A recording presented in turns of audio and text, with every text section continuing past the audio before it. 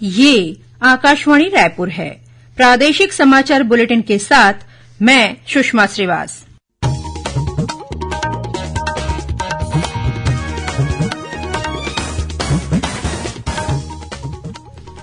और अब पेश है आज के मुख्य समाचार। केंद्र सरकार ने किसानों के लिए कृषि ऋण और फसल बीमा संबंधी 3 योजनाएं शुरू की। पीएससी चयन मामले में छत्तीसगढ़ सरकार ने कहा है कि यह इस प्रकरण की जांच पर न्यायालय में जवाब पेश करेगी। साथ ही कोर्ट के अगले आदेश तक नियुक्ति प्रक्रिया को अंतिम रूप नहीं दिया जाएगा। दंतेवाड़ा जिले में आज सुरक्षा बलों के साथ हुई मुठभेड़ में 2 महिला माओवादी मारी गईं। और मौसम विभाग ने आगामी 24 घंटों के दौरान प्रदेश के कुछ स्थानों पर भारी से अति भारी बारिश होने की चेतावनी दी।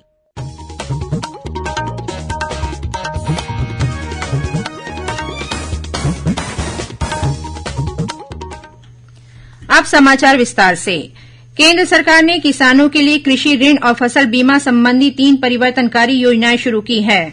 नई दिल्ली में कल केंद्रीय वित्त मंत्री निर्मला सीतारमण ने किसान ऋण पोर्टल, घर घर किसान क्रेडिट कार्ड अभियान और मौसम सूचना नेटवर्क डेटा सिस्टम का शुभारंभ किया। इस अवसर पर उन्होंने कहा कि किसानों ने देश के लिए खाद्य सुरक्षा सुनिश्चित की और ग्रामीण भारत अर्थव्यवस्था के लिए सहारा बना। उन्होंने कहा कि यह पोर्टल जानकारी प्रदान करेगा कि कितने लोग सेवाओं से लाभान्वित हुए हैं। छत्तीसगढ़ उच्च न्यायालय ने पीएससी में चयन से संबंधित याचिका पर सुनवाई करते हुए कहा है कि सभी नियुक्तियां न्यायालय के आदेश के अधीन रहेंगी और अगले आदेश तक नियुक्ति की प्रक्रिया को अंतिम रूप नहीं दिया जा सकेगा। हाईकोर्ट में आज पीएससी परीक्षा में चयन से संबंधित याचिका पर सुनवाई हुई। इस दौरान हाईकोर्ट ने राज्य सरकार से इस संबंध में अपना जवाब पेश करने को कहा है। इस बीच राज्य सरकार की ओर से कहा गया है कि इस प्रकरण की स्वयं जांच कर वह न्यायालय के समक्ष अपना जवाब पेश करेगी। साथ ही यह भी कहा गया है कि न्यायालय के अगले आदेश तक नियुक्ति की प्रक्रिया को अंतिम रूप नहीं दिया जाएगा। इसके अलावा जिन लोगों की नियुक्तियां हो चुकी हैं वह यथास्थिति न्यायालय के आदेश के अधीन रहेगी। इस बीच भारतीय जनता पार्टी के प्रदेश अध्यक्ष अरुण साव ने पीएससी मामले में कहा है कि भाजपा ने लगातार इस मामले में राज्य सरकार की भूमिका पर सवाल उठाए थे और परीक्षा में हुए कथित भ्रष्टाचार की जांच की मांग की थी।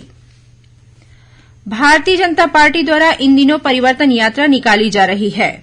दंतेवाड़ा से शुरू की गई पहली परिवर्तन यात्रा में शामिल होने झारखंड के पूर्व मुख्यमंत्री रघुवर दास आज बेमेतरा पहुंचे।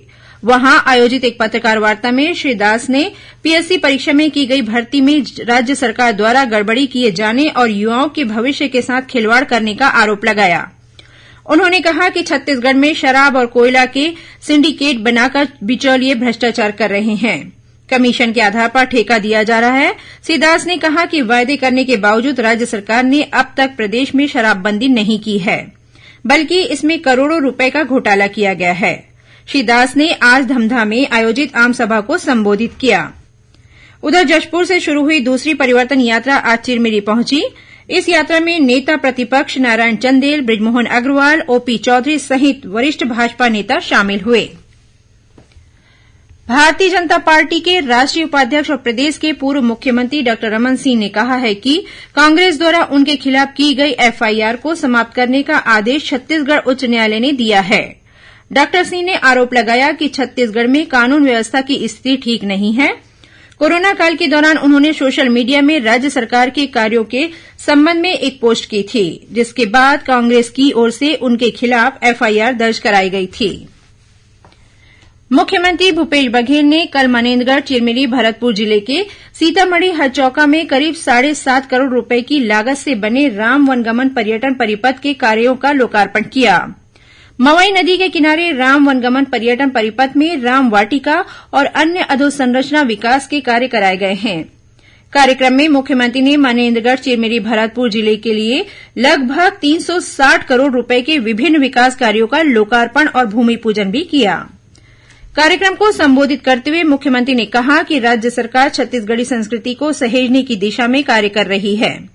उन्होंने बताया कि इस माह के अंत तक किसानों को राजीव गांधी किसान न्याय योजना की तीसरी किश्त की राशि अंतरित कर दी जाएगी। इसके अलावा मुख्यमंत्री ने कल भिलाई में 65 करोड़ रुपए से अधिक की राशि के विभिन्न निर्माण कार्यों का लोकार्पण और भूमि पूजन भी किया। उन्होंने भिलाई के नेहरू नगर में 2 करोड़ रुपए की लागत से बने तारामंडल का भी लोकार्पण किया।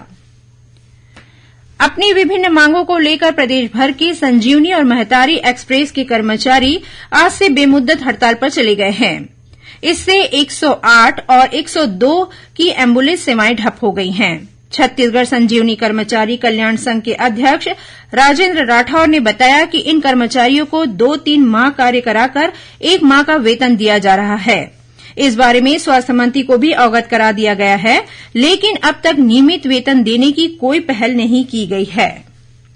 प्रादेशिक समाचार आप आकाशवाणी रायपुर से सुन रहे हैं।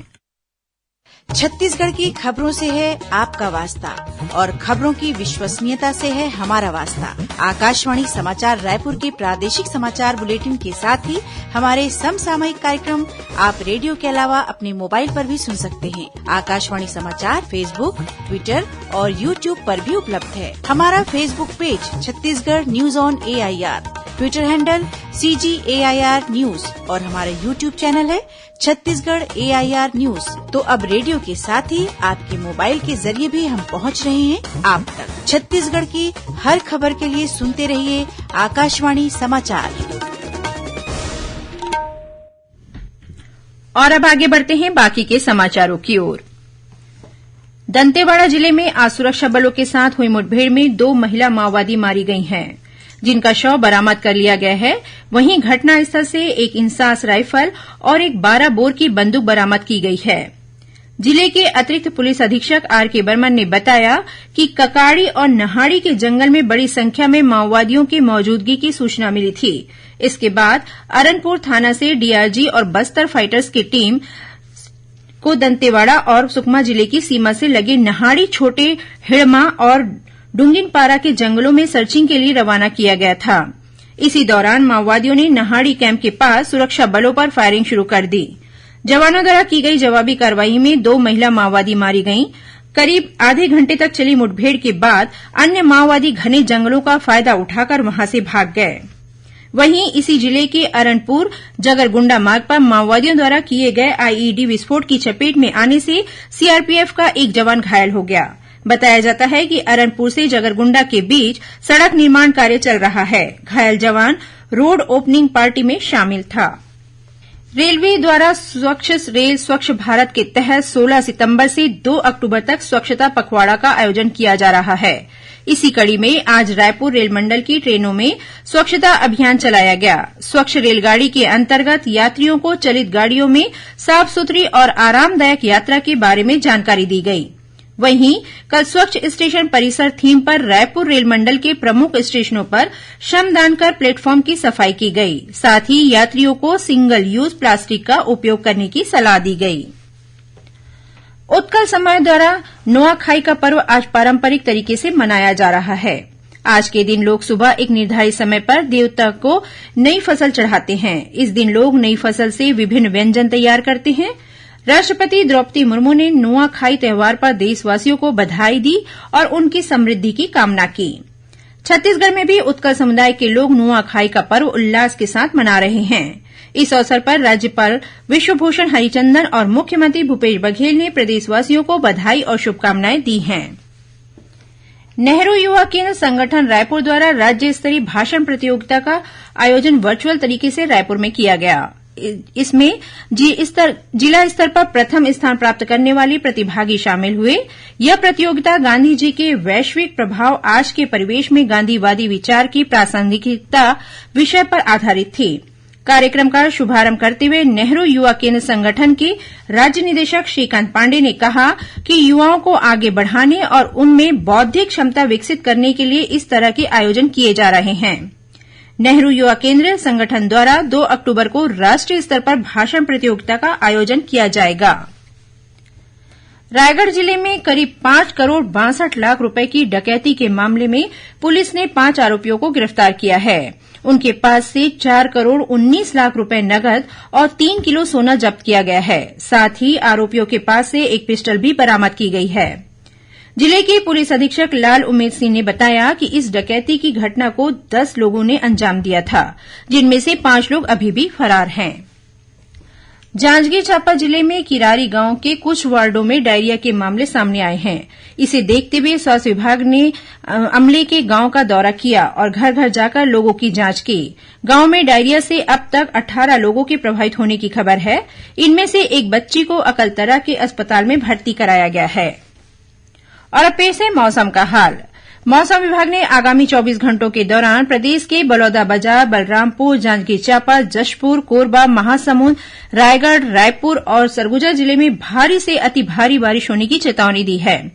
मौसम विभाग के अनुसार एक निम्न दाब का क्षेत्र उत्तर पश्चिम बंगाल की खाड़ी और उससे लगे तटीय पश्चिम बंगाल ओडिशा तट के ऊपर स्थित है। इसके असर से कल प्रदेश में अधिकांश स्थानों पर हल्की से मध्यम वर्षा हो सकती है। भारी वर्षा का क्षेत्र मुख्य रूप से उत्तर और दक्षिण छत्तीसगढ़ तथा उससे लगे कुछ जिले होंगे। इस बीच राजधानी रायपुर में आज दोपहर बाद गरज चमक के साथ तेज बारिश हुई। और अब कुछ खबरें संक्षेप में। दक्षिण मध्य रेलवे के सिकंदराबाद मंडल के माकुड़ी सिरपुर सेक्शन में विद्युतीकरण कार्य की वजह से रेलवे द्वारा 22 से 26 सितंबर के बीच 9 ट्रेनों को रद्द किया गया है। वहीं 11 ट्रेनें परिवर्तित मार्ग से चलाई जाएंगी।